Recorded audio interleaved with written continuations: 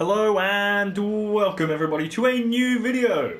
Well, as you probably know by now, the new update for Gran Turismo 7 is out, the update 1.20, which I thought would be a very cool update, which it is. We've got this new Porsche, which is one of the cool new things in the update. I quite like this car. I've driven it twice now.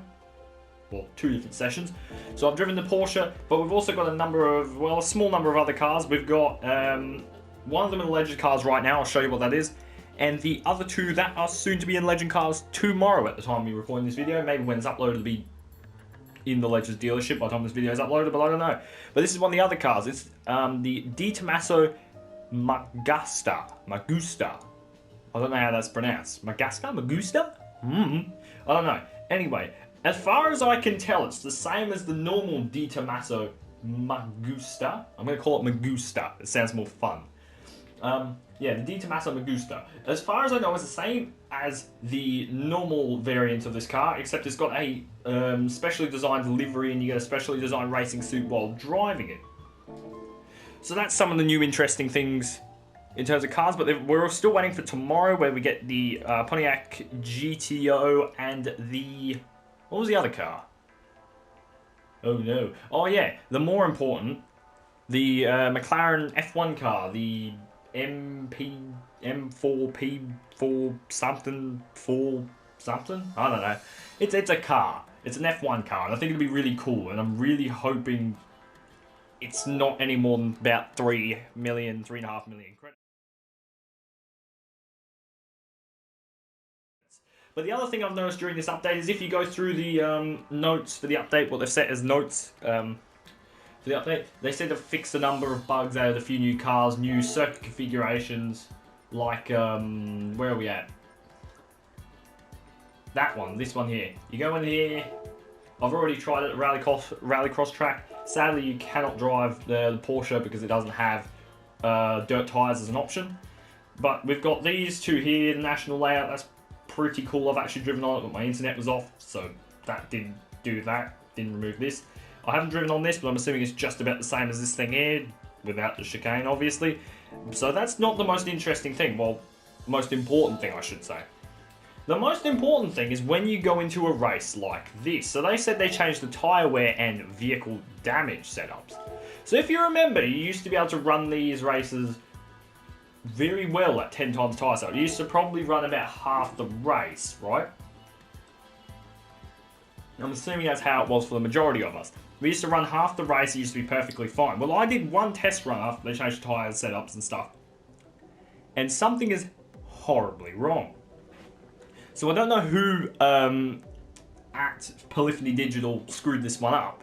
But they made a bit of an oopsie, which I'm assuming they'll fix very quickly, or at least I very much hope so. Or this event will not be very much of a money farm.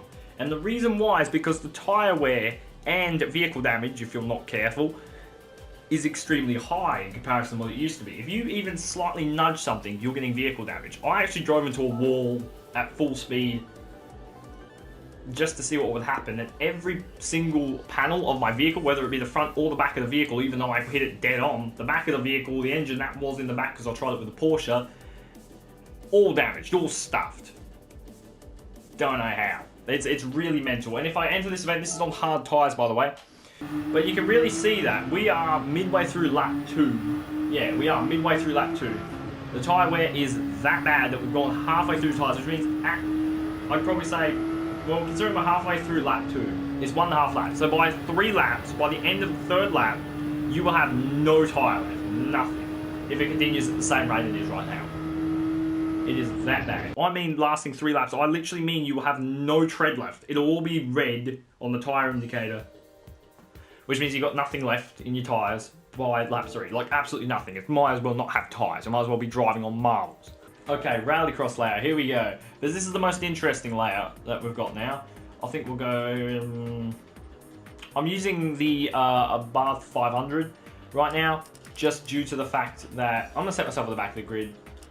No, I'll give it 2 laps because you don't really need a long preview of this track. It's just part dirt, part... I find it a very interesting track, though. That's good enough.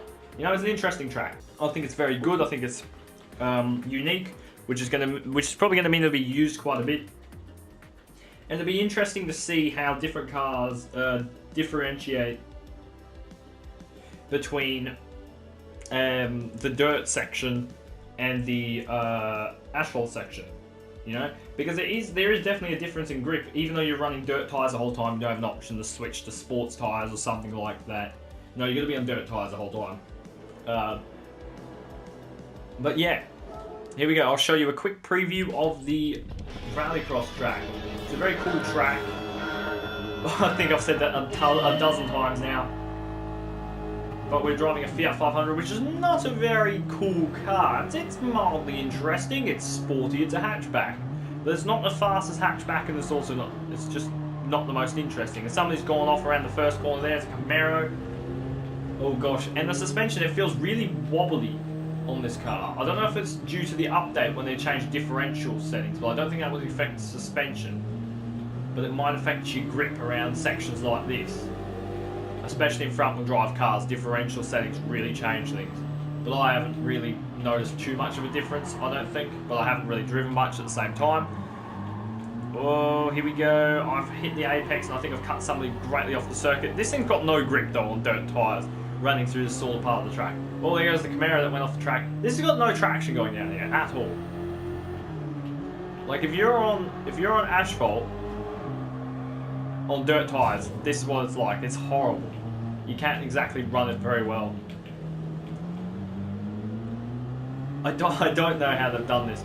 I don't know what they've actually done, because I know the physics for... Oh gosh, I've ran into the back of everything. If I turn vehicle damage on now, everything will be munted. And the cars look like the AI don't know exactly their way around this track, so that needs fixing as well. I've just noticed that then. A lot of them are hitting walls or going off the circuit completely by their own accord, without anything else changing anything. So I think that's something else they need to fix. I feel like this update, the more I'm looking at it, the more it seems a bit rushed. I don't know why it's been rushed, but I think they were set on quite a tight schedule when working on this update. That's what it feels like to me. Because a lot of these layouts, other than the Rallycross layout, which is new, completely new, the rest of them are not completely new. They're more reorganised parts of a different, well, of an already pre-existing track. This here is new, but it looks, you know, the AI haven't been sorted out properly to go around the track the way they should. The physics it's using the dirt rally physics. Well, I'm not referring to the game, I'm referring to the dirt physics in this game, which are different to the asphalt physics. So that's very important to note. See, previously the dirt physics and asphalt physics were different. It appears that you're using the dirt physics for this part of the track. I mean, for this track in general. So that's another thing to note, that it will drive like a dirt track, more or less, like a rally track. But they use slightly different layouts to how the suspension and tyres and all that work in proportion to the ground and all that. Yeah, I think that's all the major things that I've currently discovered through this update. Of course, there'll be another video probably up tomorrow, I would say, because I'll probably have that done. Oh yeah, the new cafe menus, I should probably check that just before the video ends. As you can see, I haven't really done too much organisation of this, but we've got a few extra menus. I finished this one, it's a 6-star ticket for this. This one here is another 6-star ticket, so try and get your GTR Nismo and NSX Concept GT, and of course the RCF GT500, you see? Just get those 6-star ticket. This one's a lot easier to actually do once you've got the, if you've already got these two on the ends here. And the middle car you can just buy from the dealership for not too much. So I don't actually remember the exact amount of credits it's for, but that's not bad. And then you go to menu books. Are any of these new? Or was that here before? I think that was here before. I think all of these were here before. I know that one was definitely. I think this one was as well. So I think those two down here are the only new ones. 6-star roulettes for both of them. I got a turbo for the GTR Nismo, which I think is really good because I really needed that. But yeah, I guess with all of that stated and all of that sorted, I guess we'll wait for the new cars to be shown tomorrow and for me to save up some credits for them as well. So I'm going to end the video here, and if you enjoyed, remember to hit the like button, not smash the like button, because then you'll have a damaged device or mouse or whatever. Tap the like button, and the subscribe button, very important. And I'll see you in the next video. Bye.